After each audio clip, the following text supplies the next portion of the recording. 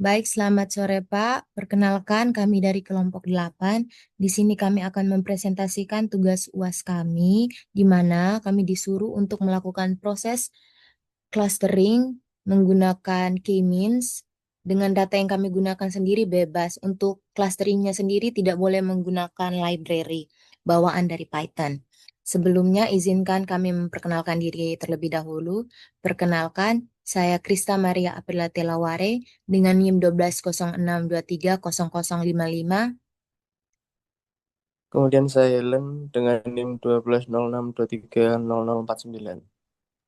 Dan saya Fitra Tatakur Rahman dengan NIM 1206230068. Selanjutnya akan dilanjutkan oleh teman saya. Oke, yang pertama kita langsung masuk ke latar belakang. Dalam era globalisasi dan persaingan pasar yang semakin ketat, pemahaman terhadap perilaku dan karakteristik pelanggan menjadi aspek krusial bagi keberlangsungan dan kesuksesan sebuah bisnis, termasuk pusat perbelanjaan atau mall. Seiring meningkatnya ekspektasi konsumen terhadap pelayanan dan personalisasi, pengelola mall dituntut untuk lebih cermat dalam merancang strategi pemasaran dan pelayanan yang tepat sasaran.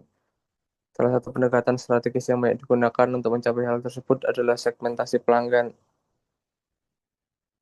Salah satu pendekatan analisis data yang populer dan efektif untuk segmentasi pelanggan adalah teknik clustering, yang merupakan bagian dari pembelajaran mesin tanpa pengawasan atau unsupervised. Kemudian kita masuk ke yang kedua, masalah. Berdasar latar belakang di atas, maka rumusan masalah yang akan dibahas. Yang pertama, bagaimana proses eksplorasi dan persiapan data pelanggan mall dilakukan agar siap untuk proses clustering. Yang kedua, bagaimana membangun dan menerapkan algoritma clustering dari awal untuk mengelompokkan pelanggan mall. Kemudian yang ketiga, bagaimana mengevaluasi hasil clustering untuk menilai kualitas segmentasi yang dihasilkan. Dan yang terakhir, bagaimana hasil clustering dapat dimanfaatkan untuk memberikan insight strategis yang bagi pengelola mall. Kemudian ada tujuan. Yang pertama, melakukan eksplorasi dan proses terhadap data pelanggan mall yang tersedia. Yang kedua, mengembangkan algoritma clustering secara mandiri tanpa library untuk membagi pelanggan ke dalam beberapa kelompok berdasarkan kesamaan karakteristiknya. Yang ketiga, melakukan evaluasi terhadap hasil clustering menggunakan metrik evaluasi yang relevan. Kemudian yang terakhir, menyediakan interpretasi dan insight dari hasil clustering untuk mendukung strategi bisnis mall. Kemudian bisa dilanjut di codingan. Oke, yang pertama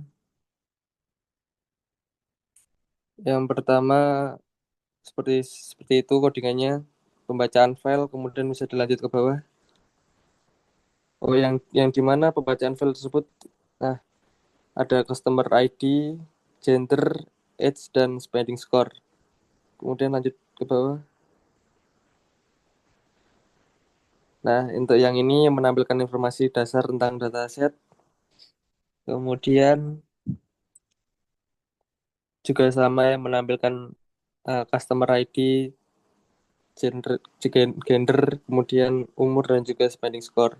Kemudian yang kedua adalah informasi dataset seperti itu hasilnya, outputnya. Kemudian ada statistika dasar. Kemudian di bawahnya lagi ini ada pemeriksaan data nilai nilai yang hilang. Dan di sini sudah ada nilai yang hilang. Kemudian ada tahapan visualisasi. Untuk yang pertama itu eh, menampilkan kolom umur. Visualisasi distribusi usia pelanggan menunjukkan bahwa sebagian besar pelanggan berada dalam rentang usia 20 hingga 40 tahun. Kelompok usia dengan jumlah terbanyak adalah 30 sampai 35 tahun, disusul oleh kelompok usia 18 sampai 25 tahun dan 35 sampai 40 tahun. Distribusi ini memperlihatkan pola yang condong ke kanan, di mana jumlah pelanggan cenderung menurun seiring bertambahnya usia. Hal ini menunjukkan bahwa pelanggan mall lebih didominasi oleh usia muda hingga dewasa awal. Kemudian bisa dilanjut di bawahnya. Nah, kemudian ada pendapatan. Visualisasi distribusi pendapatan tahunan menunjukkan bahwa mayoritas pelanggan memiliki pendapatan tahunan antara 40.000 hingga 80.000 dolar. Kelompok pendapatan terbanyak berada pada kisaran 60 sampai 70 dolar, diikuti oleh kelompok 50 sampai 60 dolar dan 70 sampai 80 dolar. Distribusi ini cenderung skew ke kanan, menandakan bahwa semakin tinggi pendapatan, semakin sedikit jumlah pelanggan yang dimiliki. Ini menunjukkan bahwa mall lebih sering dikunjungi oleh pelanggan dengan pendapatan menengah. Kemudian ada skor belanja. Visualisasi distribusi spending score menunjukkan bahwa skor pengeluaran pelanggan tersebar cukup rata di seluruh rentang nilai 1 hingga 100. Namun terdapat konsentrasi tertinggi pada kisaran skor 40 sampai 60 yang menunjukkan bahwa sebagian besar pelanggan berada dalam kategori pengeluaran sedang. Selain itu, terlihat juga beberapa puncak di skor rendah yaitu 0 sampai 20 dan skor tertinggi 80 sampai 100 mengindikasi adanya kelompok pelanggan dengan tingkat pengeluaran yang sangat rendah maupun sangat tinggi. Kemudian dilanjut dengan jenis kelamin. Visualisasi distribusi jenis kelamin menunjukkan bahwa mayoritas pelanggan berasal dari kelompok perempuan, yaitu sebesar 56%, sementara pelanggan laki-laki mencakup 44% dari total populasi. Ketimpangan ini menunjukkan bahwa pelanggan wanita lebih sedikit dominan dalam data yang tersedia. Oke, lanjut. Kemudian ada visualisasi persebaran. Persebaran umur versus pendapatan tahunan. Visualisasi umur versus pendapatan tahunan menunjukkan tidak ada korelasi linear yang kuat antara umur dan pendapatan. Yang berarti umur bukan penentu utama pendapatan seseorang. Terdapat variasi pendapatan yang signifikan pada setiap rentang umur. Dengan sebagian besar data terkonsentrasi pada usia produktif, yaitu 20-60 tahun. Meskipun ada kecenderungan pendapatan tertinggi di usia 30-50 tahun, faktor-faktor lain seperti pendidikan dan jenis pekerjaan kemungkinan besar jauh lebih berpengaruh daripada umur dalam menentukan besaran pendapatan. Kemudian bisa dilanjut oleh rekan saya. Masih. Ini kemudian processing data menghapus duplikat jika ada. Dan setelah dihapus ternyata tidak ada data duplikat.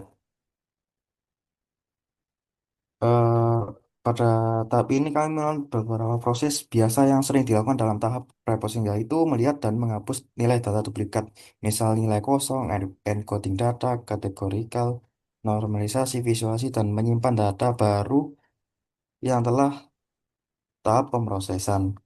Kemudian kemudian ini fitur engineering memproses data untuk kategori umur, income, dan spendingnya. Eh, Kemudian proses normalisasi ini agar data numeriknya tidak ada outlier.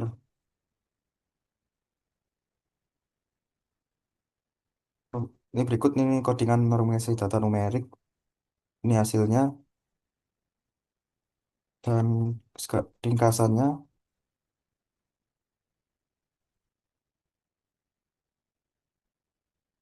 Kemudian visualisasinya ini kita ada distribusi umur, distribusi pendapatan, dan di skor pengeluaran normalisasi. Bisa dilihat, ini mungkin. eh jadi jumlah rim akhirnya 19 kolom, 200 baris. Kolom yang tadi ya berikut ini. Statistik deskriptif data numeriknya hasilnya juga ini. Informasi tentang encoding gender telah diencode menggunakan label encoding dan umur, pendapatan, dan spendingnya telah diencode juga menggunakan one hot encoding. Dan numerik ini dengan standar scalar. Next. Nah, tadi itu data di menu di collabnya. Next. Baik, baik. Selanjutnya kami akan masuk ke tahap di mana melakukan pemodelan atau pembuatan program secara manual, clustering di mana kami menggunakan K-means. Am, Sebelumnya saya akan menjelaskan apa itu algoritma clustering. Dalam penelitian ini, metode yang kami gunakan untuk melakukan segmentasi pelanggan adalah algoritma K-means dalam clustering.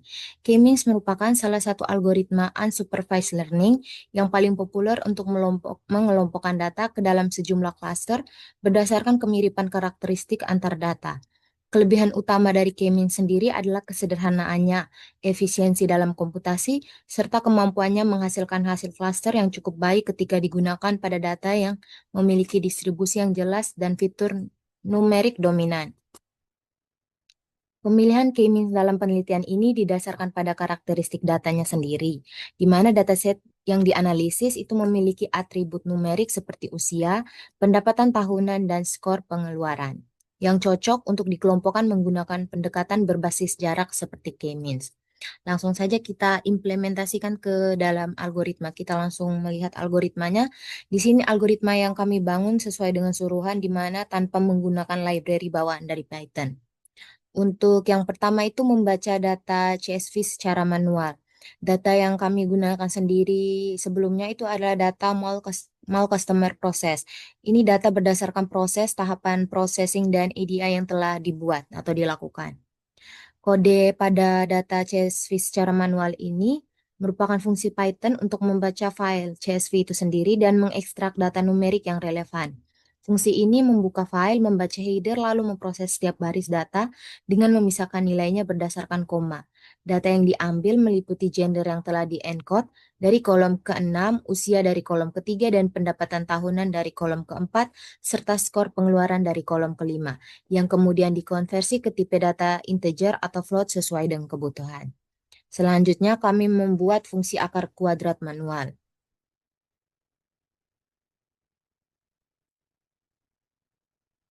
Pada tahapan fungsi akar kuadrat manual sendiri, digunakan untuk menghitung akar kuadrat dari suatu bilangan secara manual menggunakan metode iteratif. Jika nilai X adalah 0, fungsi langsung mengembalikan 0. Untuk nilai selain 0, fungsi memulai dengan tebakan awal sebesar X dan kemudian memperbaikinya secara bertahap selama 20 kali iterasi menggunakan rumusnya. Pendekatan ini merupakan metode Newton yang efektif untuk mendekati hasil akar kuadrat tanpa menggunakan fungsi bawaan. Selanjutnya kami membuat fungsi jarak Euclidean-nya.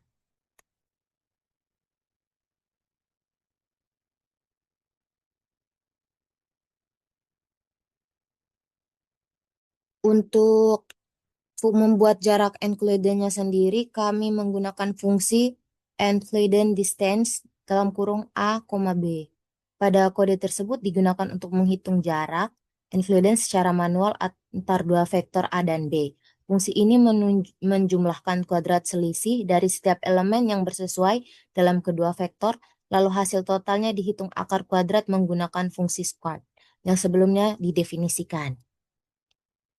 Selanjutnya, inisialisasi centroid secara acak. Ambil key data pertama. Fungsi init centroid data pemaka pada kode ini digunakan untuk menginisialisasi centroid awal dalam algoritma clustering seperti K-means. Fungsi ini mengambil K data pertama dari dataset sebagai centroid awal. Setiap baris data disalin secara menyeluruh menggunakan data untuk menghindari referensi langsung ke data aslinya. Selanjutnya masuk ke tahap pembuatan assign data ke klaster terdekat. Pada tahap ini, itu menentukan keanggotaan setiap data terhadap klaster yang paling dekat. Pertama, fungsi membuat struktur klaster, yaitu list berisi list kosong sebanyak jumlah centroid. Kemudian untuk tiap titik data, fungsi menghitung jarak ke semua centroid menggunakan fungsi Euclidean distance. Jarak terkecil dicatat bersama indeks centroidnya, dan data tersebut dimasukkan ke dalam klaster dengan indeks tersebut. Selanjutnya, kami membangun proses di mana dinamai update centroid. Untuk update centroid sendiri kami menggunakan fungsi update centroid dalam kurung cluster. Ini menghitung ulang posisi centroid dengan mengambil rata-rata dari setiap dimensi data dalam tiap cluster. Jika suatu cluster kosong, centroidnya diisi dengan 0. Hasilnya adalah daftar sentroid baru yang siap digunakan untuk iterasi selanjutnya dalam proses clustering. Selanjutnya ada cek konvergensi. Fungsi ini mengecek apakah perubahan posisi sentroid sudah cukup kecil. Jika semua perpindahan kurang dari nilai ambang Bersot, fungsi mengembalikan true sebagai tanda konvergensi. Selanjutnya ada hitung WCSS, within cluster sum of square. Fungsi ini menghitung total WCSS, yaitu jumlah kuadrat jarak antar tiap data dan centroid clusternya. Selanjutnya di k-means utamanya, cluster utamanya, fungsi ini menjalankan algoritma k-means untuk mengelompokkan data ke dalam k-cluster, dimulai dengan inisialisasi centroid, lalu berulang kali mengelompokkan data, memperbarui centroid, dan mengecek konvergensi. Jika centroid tidak berubah signifikan, proses dihentikan lebih awal. Hasil akhirnya adalah cluster dan centroid yang terbentuk. Selanjutnya ada analisis hasil. Pada bagian ini, digunakan untuk menampilkan informasi setiap cluster termasuk jumlah anggotanya, posisi centroid, dan rata-rata nilai tiap fitur dalam cluster tersebut. Selanjutnya tuh ada proses training untuk mencari K terbaik. Fungsi train base K digunakan untuk menentukan jumlah cluster terbaik pada algoritma K-means dengan metode Elbaum. Fungsi ini menghitung WCSS untuk tiap nilai K dalam rentang tertentu dan memilih K dengan WCSS terkecil sebagai yang terbaik. Hasil akhirnya adalah nilai K terbaik dan daftar WCSS-nya. Yang ini kode lanjutan untuk menampilkan hasil dari proses clustering atau k-means-nya. Di sini kami membuat rentangnya tuh antara 2 dan 6, di mana k-min-nya itu tuh 2 dan k-max-nya tuh 6. Untuk hasilnya sendiri seperti ini. Ini ujinya. Hasil dari visualisasi ini menunjukkan training k-means clustering dengan variasi jumlah cluster dari 2 hingga 6. Setiap nilai K menghasilkan nilai WCSS yang menunjukkan total jarak antar data dan pusat clusternya. Semakin kecil WCSS-nya, semakin baik fit model terhadap data. Salah satunya tuh kayak pada klaster pertama. Klaster pertama itu 46 anggota, di mana sentroidnya seperti ini dan rata-ratanya juga seperti ini.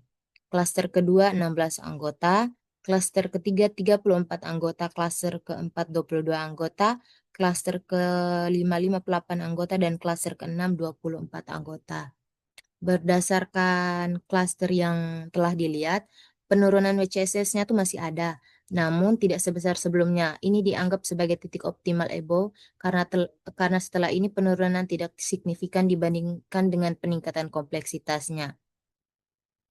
Berdasarkan hasil ini dapat kita lihat bahwa klaster 6 atau 24 anggota merupakan clustering terbaik dari semua anggota, dari semua training dari 1 sampai 6. Jadi kesimpulannya cluster 6 yang terbaik. Selanjutnya akan dilanjutkan oleh teman saya. Jadi ber- berdasarkan hasil analisis clustering menggunakan algoritma kami pada data pelanggan dataset tadi mal customer process CSV diperoleh bahwa jumlah cluster terbaik adalah 6. Ditentukan melalui ELBO dengan nilai WCS terendah sebesar 207,82. Setiap cluster menunjukkan karakteristik sensory dan rata-rata fitur yang berbeda, mencerminkan segmentasi pelanggan yang cukup jelas dan terpisah. Cluster yang terbentuk juga memiliki distribusi anggota yang relatif seimbang, yang menunjukkan bahwa model berhasil membagi pelanggan ke dalam kelompok-kelompok homogen ini berdasarkan perilaku atau karakteristik yang serupa. Dengan segmentasi ini, perusahaan dapat lebih mudah menyusun strategi pemasaran dan layanan yang lebih tepat untuk masing-masing kelompok pelanggan.